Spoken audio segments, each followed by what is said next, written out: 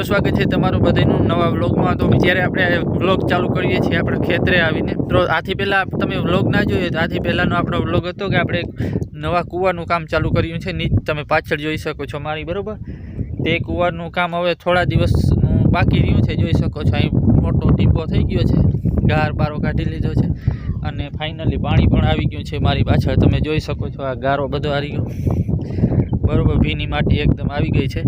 તો હું તમને ચાલો કૂવો બતાવું કેવો થયો છે। અને યાર પ્લીઝ વિડીયોને પૂરો જોજો છેલ્લે સુધી, અને વિડીયો સારો લાગે તો યાર લાઈક કરી દેજો અને ચેનલને સબસ્ક્રાઈબ કરી લેજો। તમારા માટે આ ચેનલ પર ખેતીવાડીને લગતા અને સારા સારા સ્થળોના વ્લોગ અને આવા ખેતીવાડીના વ્લોગ લઈને આ ચેનલ પર આવતો રહું છું। તો જો મિત્રો એકદમ ભીની માટી આવી ગઈ છે, આવી જો જોઈ શકો છો બરાબર। અને અહીં સામે કૂવો પણ આ રહ્યો, ચાલો તમને કૂવો બતાવું।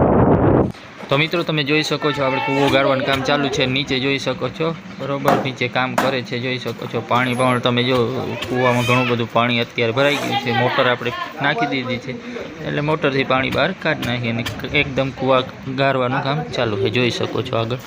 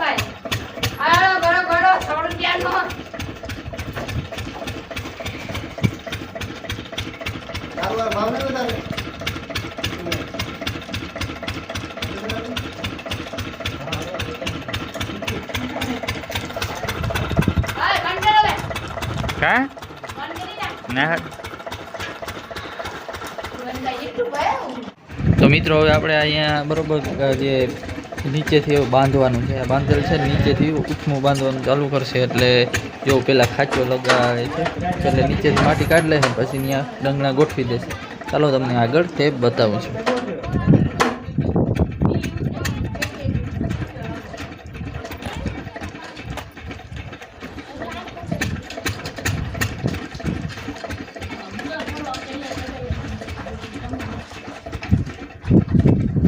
તો મિત્રો ખાંચો લાગી ગયો છે, તમે જોઈ શકો છો। ડંગલું પણ રાખી દીધું છે નીચે, આ રીતે પૂરો ફરતો રાઉન્ડ મારી દેશે એટલે આ રીતે ઊંધું બાંધકામ કરશે। હવે મેટ છે એટલે ઊંધું બાંધકામ કરે છે, પાણીવાળો મેટ છે એટલે।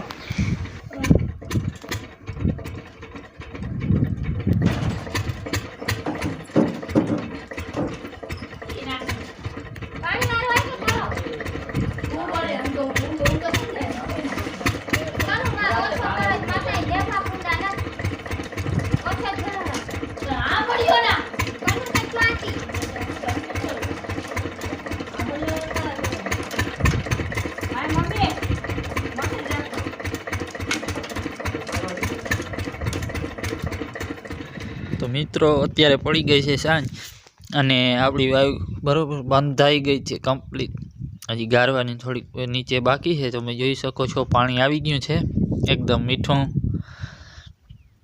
અને આપણી વાય હજી થઈ છે 40 ફૂટ થઈ છે।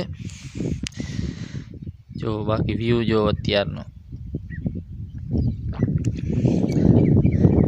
હજી આપણે થોડીક ગાળવાની છે, હવે કેટલી થાય એ પ્રમાણે બરાબર। આ બધો બાંધોની મેટ હતો એટલે બાંધવી પડે ભાઈ, જોઈ શકો છો કેવું બંધાણું તે પણ કોમેન્ટ કરજો બરાબર,